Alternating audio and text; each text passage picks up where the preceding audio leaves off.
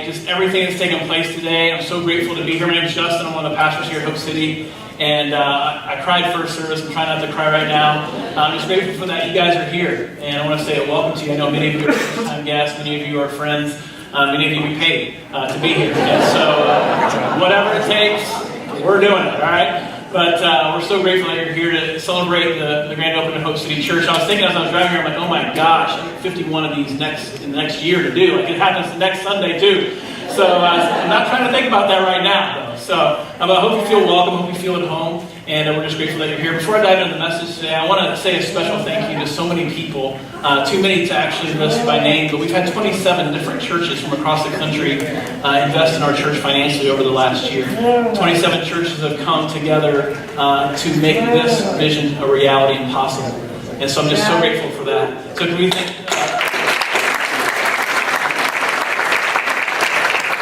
a really good friend of mine is here, Aaron Brockett, who's the senior pastor of Traders Point. They've been a financial supporter of ours.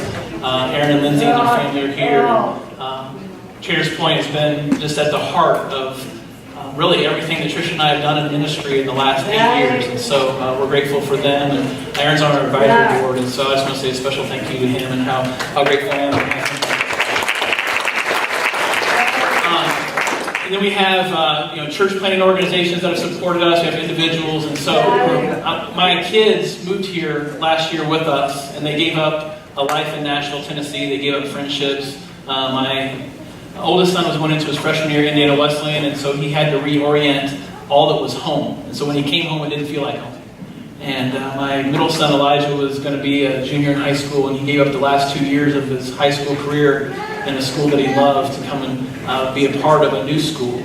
And it's just blown me away. And then my youngest son, Isaiah, was going into 6th grade, and all of the things that take place in middle school is not an easy transition. And so I know that they sacrifice so much. So I just want to say a special thank you to them. And they're somewhere in here. So thank you. Our setup team, our launch team has worked tirelessly. They have given up sleep, they've given up finances, they've given up so much to make today possible. And this hasn't just been the last couple of weeks. We've really been working on this for the last year.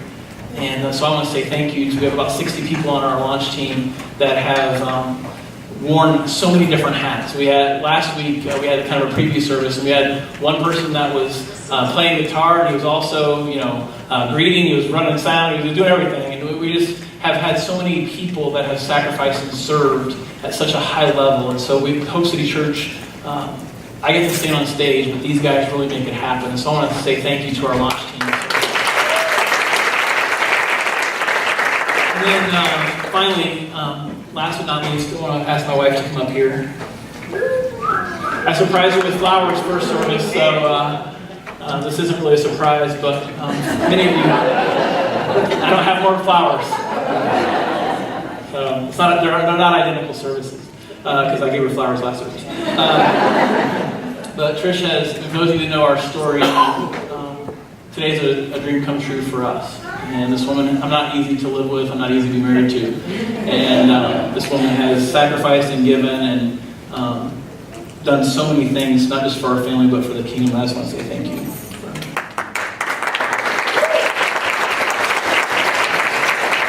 We hugged first service, and it was really loud and awkward, and so we didn't do that in first service. So you learn, first service, you should come to second, okay? Yeah.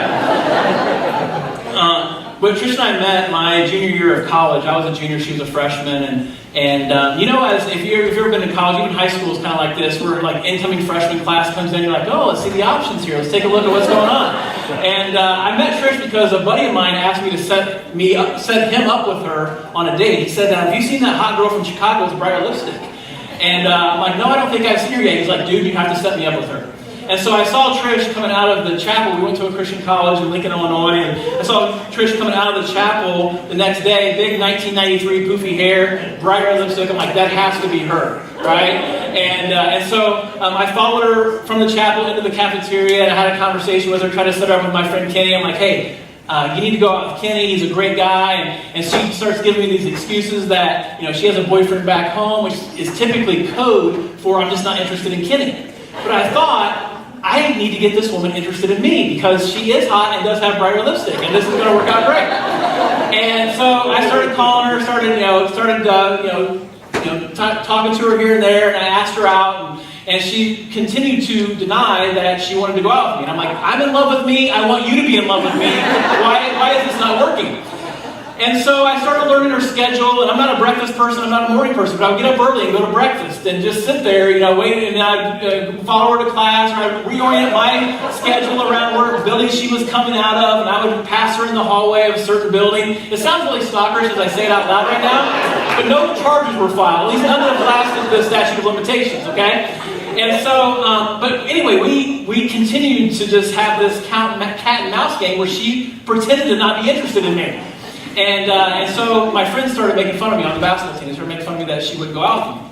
And so I gathered all of them in my room one evening and I said, hey, this is going down right now. Like, I'm getting her to go on a date with me. And one of my buddies goes, it's not going to happen. I said, I bet you $50 I can get her to go out by the end of the semester. So I called Trish, put it on speakerphone because I think this is my moment of glory. Turn down, all right? And where do Christians learn to gossip? Christian college. And so she found out within 10 minutes that I had placed this bet on her, and so we did not date for the first semester. But we started to get to know each other, and she was a cheerleader, I was on the basketball team, we started to travel together, we became really good friends. And over the course of the next few months, after the first semester was over, we started dating, and we began to fall in love. And we didn't just fall in love with each other, we fell in love with this idea that God could use us to change the world through the local church. We fell in love with this idea that the local church is the hope of the world. And we decided not just to dedicate our lives to one another, but we decided to dedicate our lives, the better part of our lives, to that mission of bringing hope and healing and second chances to people. We're going to have an election in a few weeks, and we're all under the assumption that elections improve things. That elections are going to solve our problems. And no matter who we elect, that's not going to happen. We can have all the education in the world. You can send your kids to the finest schools. You can pay for the finest universities, but education isn't going to solve the world's problems. Self-help books isn't going to solve the world's problems. The only hope we believe that the world has is the local church. We fell in love with this idea that hope could change everything. And hope is kind of an abstract concept, and so the way that I just think about hope is the belief that things can and will be different. That's all hope is. Hope is the belief that things in your life, in my life, can and will be different. And if you have that belief, you have hope. If you have that belief in your marriage, you have hope. If you have that belief in your friendships, you have hope. If you have that belief in your career, there's a sense of energy that goes into thinking, man, my future can be better than my past. And if we're really honest, maybe for some of you, that's what brought you here. It's a brand new church, no history, no baggage, at least none that you know of, right? And you think, man, if I could be a part of something new, then maybe I could have hope. Maybe for some of you, you look really good today, and you are really presentable on the outside, and you look like you have it all together, but inside, you feel hopeless. Maybe for some of your marriage is really disconnected. And all your friends think it's okay, and your kids even think it's okay, but inside you know it's deteriorating. And what you really need is you need hope for your marriage. For some of you, it's your dating relationships, and just dysfunction after dysfunction after dysfunction, and the only common denominator is you. Doesn't matter who you date, it just always blows up in the end. And you're starting to lose hope. For some of you, it's your finances, you're just up to your neck in debt. You have no idea how you're going to pay bills at the end of this month. And you started to lose hope. Maybe for some of you, it's your career, and even sitting here today, you have a sick feeling in your stomach when you think about going to work tomorrow. Because you just know it just feels hopeless. You're in a dead-end job, or you've reached the ceiling of what your boss thinks you're capable of, and so you just go and you put in your time and you go through the motions, but you don't really have any hope. But what would it look like for you to regain this perspective that things can and will be different? And that's what's compelled us to start Hope City Church. This isn't just an idea of the last year. This is really prayers of the last several years and work of the last year. to be able to be a part of a community that truly believes that lives can and will be different if they have hope. I'm going to look at a passage of Scripture today, and you can follow on the screens. Brandon mentioned earlier we have the Hope City app. If you go to the App Store and you search Hope City Indy, it'll come up right away. And the message notes for this morning are actually in the app, which is really cool. So you can, if you like that kind of thing. But if you don't like message notes, then don't download the app because they're there, okay? But we're going to look at a story in Mark chapter 5 that's really centralized around hope. And just to set it up, Jesus' ministry started out not like a televangelist. He wasn't out to be the most popular, or he wasn't out to be the most outrageous. Jesus was unassuming. He was incognito for a long time, and he wanted to be that way. In fact, over and over again in the New Testament, he tells people, don't tell anybody what we just did. Don't tell anybody what happened. So he didn't want fanfare. He didn't want a posse. He didn't want an entourage. He didn't want a large crowd all the time in his ministry. It just began to happen. You know why? Because people who are nothing like Jesus, they like Jesus. People who were far from God, people who had no hope, people who were dismissed by that culture, they loved being around Jesus. And it just became contagious. It became this contagious tribe of hope dealers. Everywhere they went, people felt encouraged. Everywhere they went, people felt lifted up. Everywhere they went, people found healing. Everywhere they went, people were in awe of Jesus' teaching. It was an amazing thing that began to happen. Long before social media, there were crowds of people, 5, sometimes 10,000 people that would just follow Jesus just to hear him teach. Just to be around him. Just to get a glimpse of him. People would climb up into trees just to see him. Just to make eye contact with him. And we find this passage of Scripture in Mark chapter 5. Jesus is coming back from the lake, and there's a crowd of people waiting to greet him. And this is what happened. Mark chapter 5, verses 21 through 42. It says this: Jesus got into the boat again and went back to the other side of the lake, where a large crowd gathered around him on the shore. Then a leader of the local synagogue, whose name was Jairus, arrived.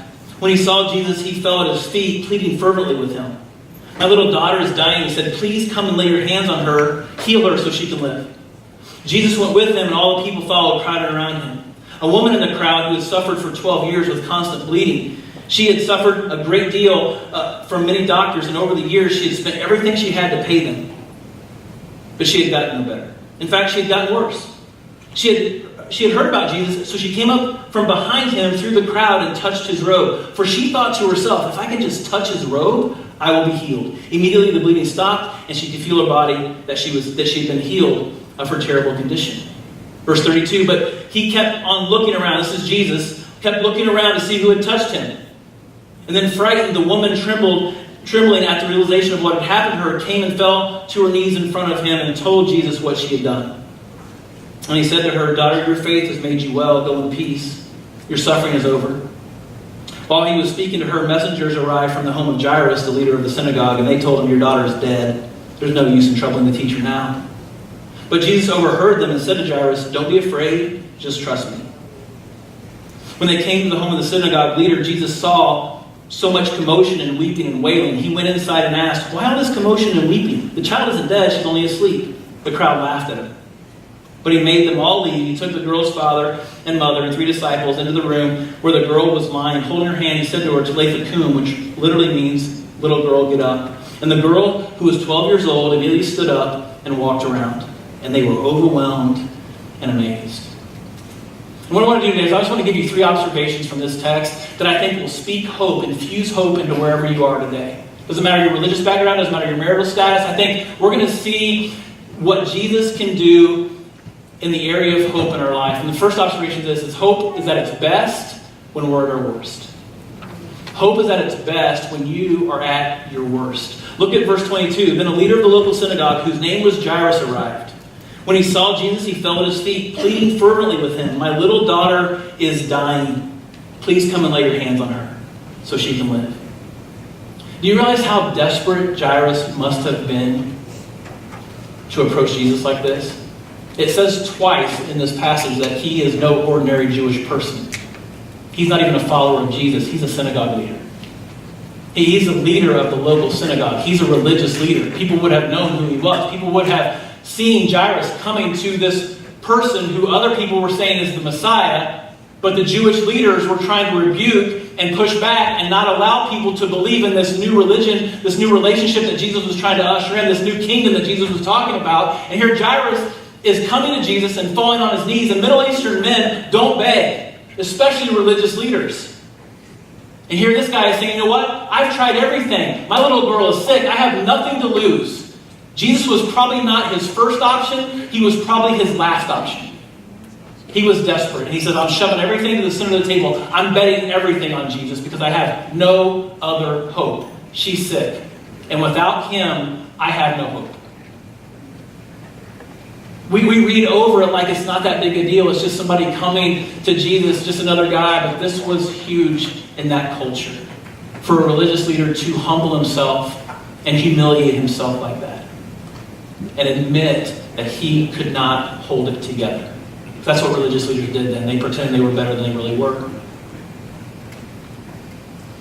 Have you ever been that desperate for God? Have you ever been so much at your worst that Jesus is all you have? Have you ever been at the end of your rope where you just cried out to God and you just said, God, without you, I cannot get through this? What I found in my life is that Jesus isn't all I need until he's all I have.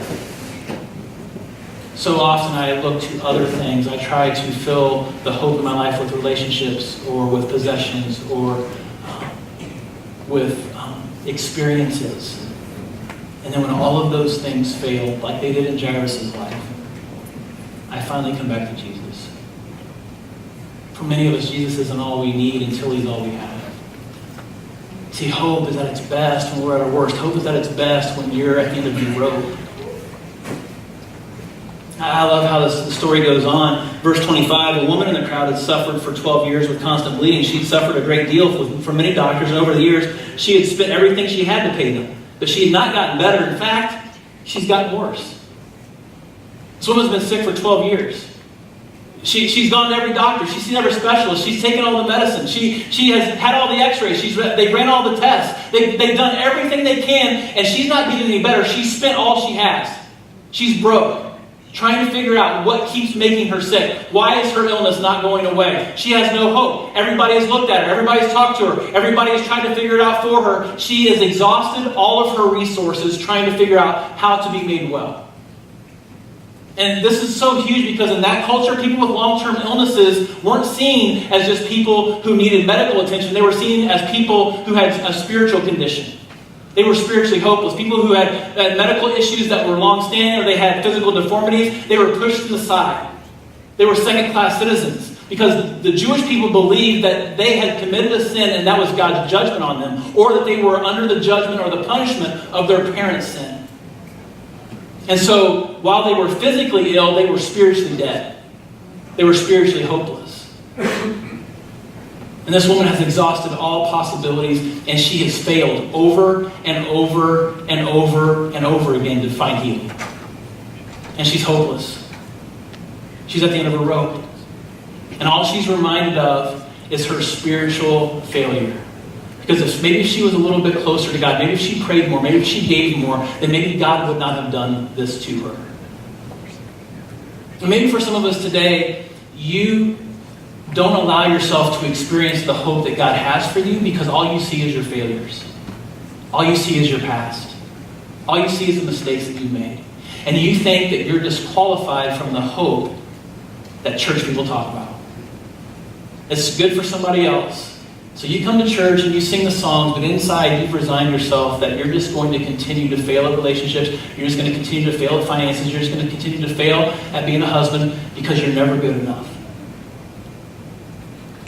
When my oldest son was in second grade, my wife was out of town and I got a call from his second grade teacher. And I'm like, hello? And she's like, I need you to come to the school because we've had an issue with Micah. And I'm like, what? I'm like, Micah's our rule follower. My wife's out of town. I only have one job, and that's to be a good dad. And getting a call from the school with my wife out of town telling me my son is in trouble, especially the rule follower. And I think I said, are you sure you're not talking about my middle son? Because I get calls like that all the time. Maybe you have the wrong prophet. His name is Elijah. And maybe it's him that you were thinking of because Micah doesn't get in trouble. This is not right. This is not true. She's like, no, I need you to come to the school. So I go into the school, and we have a lot of teachers in our church. So some of you don't be offended with this, but she was playing a little power trip with me. She had me sit down in the desk. In the second grade desk, all right? She sat behind her desk, and she wanted me to sit in the second grade desk. Look at me, all right? So I squeeze into this desk. I'm sitting there, and she said, well, we have an issue with Micah. I said, yeah, what's the problem? She said, well, he failed a test a few days ago.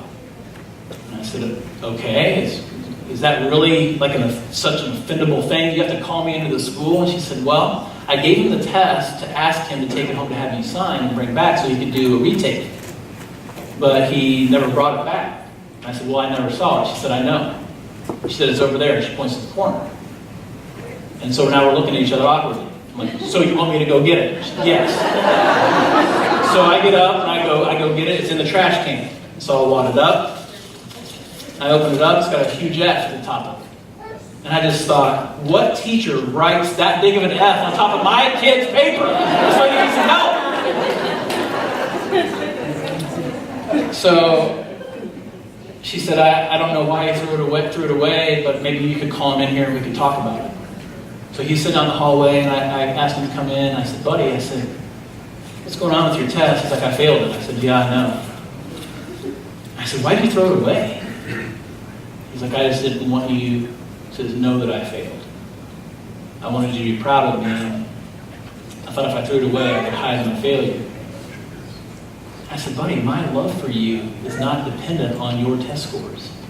My love for you isn't dependent on your performance. And for some of you, your relationship with God is defined not by who He says you are, but by how you feel about yourself. And you look at your life and you think, oh my gosh, I'm in the second marriage, and my first marriage blew up, and my second marriage is going bad, and I'm failing. Oh my gosh, I have trouble telling the truth, and I'm lying all the time. That's an F. I haven't talked to my sister in years. F. I have a strained relationship with my adult kids. F. I've crossed sexual boundaries in my dating relationship. F. I lose my temper on people that I love the most. F. I've broken vows that I swore I would never break. F. And when you look at your life, you dispense hope to yourself at the rate that you think you fail. And that's not how God works. That's not God's economy.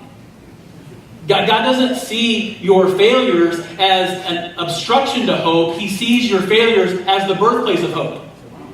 Because it's in your failures that Jesus steps in and He says, hey, I want to make things different. You don't have to define yourself by failure. Let me define your life by hope. And so for some of us, we need to reorient our purpose, and we really need to reorient our perspective when it comes to hope. Hope is at its best when we're at our worst. Your failures don't disqualify you from experiencing the hope of God. They actually set you up for it. The second observation is just because hope is delayed doesn't mean it's denied. Just because hope is delayed doesn't mean it's denied. Look at verse 35. While he was still speaking to her, messengers arrived from the home of Jairus, leader of the synagogue. Second time they said it. They want you to know, the writer, Mark, wants you to know, this is a big deal. Leader of the synagogue. They told him, your daughter is dead. There's no use in troubling the teacher now. But Jesus overheard them and said to Jairus, don't be afraid, just trust me. It's an interesting thing that happens in this story. This woman steals Jairus' marriage. Like Jesus is leaving. Jairus approaches Jesus, and Jesus agrees to go to his home to heal his sick daughter. They're leaving and walking away. He's going with Jairus. This woman comes in, grabs Jesus' robe, so much so that the power that Jesus was going to use for the miracle of Jairus' daughter comes out of him to a noticeable degree. If you don't believe in miracles, this is a really rare part of the story, okay? But if you believe in miracles, it's a really interesting part of the story because Jesus notices that something happens. There was a transaction of healing that took place. And so he looks around and he starts this dialogue with this woman who just intercepted Jairus' daughter's healing. While they are talking, the messengers come from Jairus' house and say, don't worry about it, she's dead. It's over. Game over. And if I'm Jairus, I'm thinking, wait a second. This woman just got what my daughter was promised. Jesus, you just gave this woman what you promised my daughter. Why does she get healing and I don't? She didn't even approach you. She didn't even talk to you. She didn't even ask you. She stole it. Have you ever been in a place in your life where you feel like the prayers you're praying, God is answering for someone else? As you're scrolling through Instagram or Facebook and you see somebody else's life play out in front of you, you're like, why is her marriage that exciting? I want my marriage to be that exciting. Why do they get to have such amazing kids? I'm in this, just tumultuous relationship with my teenager right now. Why is life so easy? Why are the prayers that I'm praying going and hit the ceiling and other people's prayers are being answered? What is going on, God? For your career, some of you go to work every single day and you're faithful and you're consistent and you show up on time and you actually care about what you do and you care about the people that you work with and you invest your heart. And then you got this guy, right? Everyone has this guy at their work. He shows up late. He doesn't look like he's even put together. He may be hungover every other day, right? And he makes fun of your boss behind his back and he still gets promoted. And you're like, God, what are you doing? Am I not faithful enough? Am I not stewarding what you've given me enough? Why are other people getting answers to my prayers? What do you do when hope is delayed? Jesus says to Jairus, don't worry, just trust me. And the reality of the Christian faith is that God doesn't always give us what we want, but He always gives us what we need. And it's interesting what Jairus' friends say in this part of the passage. They say the teacher, don't bother the teacher anymore. Your daughter's dead, Jairus, don't bother the teacher. Jairus didn't come there to be taught by Jesus. He had no interest in a lesson or a lecture. He came there for healing. He didn't need Jesus the teacher. He needed Jesus the healer. And I think for so many of us, we think that if we acquire more information about God, it will enable us to have a better relationship with God. And I'm not dissing on information about God. We all need to know more about God, but nothing will substitute for a touch from God. And so we come to church and we do all of these religious things, but are we really experiencing and surrendering to the person of Jesus? Because these guys, they just saw Jesus as a teacher, and Jairus needed Jesus to be a healer.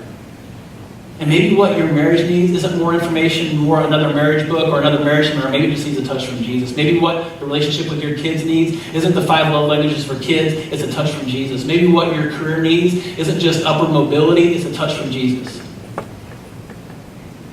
But the pattern by which Jesus shows up with hope is surrender. Both people in this story fall to their knees. Both people humble themselves. The religious leader is humiliated to do so.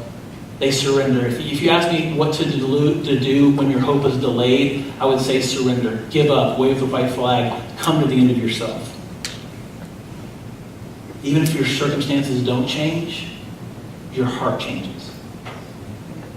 And you begin to see your circumstances with a hope that only God can provide. Last observation. Even when it feels like it's over, it's not over. Even when it feels like it's over, it's not over. Look at verse 39. When he went inside, he asked, why all this commotion and weeping? The child isn't dead. She's only asleep. I love verse 40. This is such a ridiculous statement that Jesus is making. It says they laughed at him. Like they paused their weeping and wailing just to laugh at Jesus. Say, what? Are you crazy? She's dead. We're planning a funeral. Like it's over. But he made them all leave. He took the girl's father and mother and 3 disciples in the room where she was laying. And he told the girl who was 12 years old, little girl, get up. And she stood up and walked around. See, Jairus' family thought it was over. They were planning her funeral. There was no hope. Hope was lost. Hope was dead. Jesus saw things differently. Many of you know my wife and I's story. It was 11 years ago next month that our marriage basically ended. We had lost all hope. Due to some sinful choices that I had made in my personal life. My wife and I were separated for 2.5 months. We didn't talk for 10 days, and I lost the opportunity to be a pastor. And we lost our ministry and a lot of great friends along the way. And I know what it means to be hopeless. I know what it feels like to feel hopeless. About 2 weeks into our separation, we were living about 4 miles apart. And we had a horrible counseling session. And it just felt like all hope was lost. Like we had done everything we could. and it just wasn't going to work out. And I remember laying in the bedroom that I was staying in, not knowing how this whole thing was going to turn out, and my counselor called me late one night because he was so concerned about how bad things looked. He wanted to make sure that I wasn't suicidal. It was bad. It was hopeless. But we kept trusting that even though our hope was delayed, it wasn't going to be denied. It doesn't always work out in reconciliation, but God's definition of you is not connected to your marital status. And for our story, we were able to find glimpses of hope. And I thought of this picture this week. December the 18th, 2005, we decided to renew our vows at Grace Church in Noblesville. And this is just a reminder that everyone thought at the time that this was the finish line. This was just the starting line of hope. And I don't know what situation or circumstance that you're in. Maybe you're in a relationship that feels like it's dead. Maybe you're in a career that feels like it's a dead end. Maybe you have no hope in your relationship with God. You've tried church and you've tried God and it just didn't work out. Even when you think it's over, it's not over. So God still believes in new beginnings. And God has a greater hope for your life than even you do. And I don't know where you're at, but I know that this church is going to do our best to infuse the message of hope and the message that things can and will be different into this community. And today feels like this finish line, but it's actually just the starting line. It's the starting line of everything that God wants to do in your life and in our church and in this community. And if you're looking for a place where you don't have to pretend to be better than you really are, because I love how Carlos said we're all just messed up, jacked up people. God specializes in that. And authenticity is the cry of all, it's the game of few. And we want to be a place of authenticity where it's okay to be broken and hurt, not to stay there, but to trust in a hope that is greater than ours, that is greater than us, and that can overcome our past and reorient and redefine our future. And we want to invite you on that journey. Let's pray together. God, we thank you so much for your love for us, for your willingness to be with us, for your desire to see our lives not defined by what we do, but by who you are. And God, I know that there are people here in this room for a number of different reasons. But there's probably more than a few that are in desperate need of hope. Just a whisper, just a nudge, just a touch that you're there, that you haven't left, that your silence doesn't mean you're absent, that you long to live life with them and give them hope in the future. So God, we thank you for your faithfulness. Thank you that when we're at our worst, you're at your best. It's in Jesus' name we pray.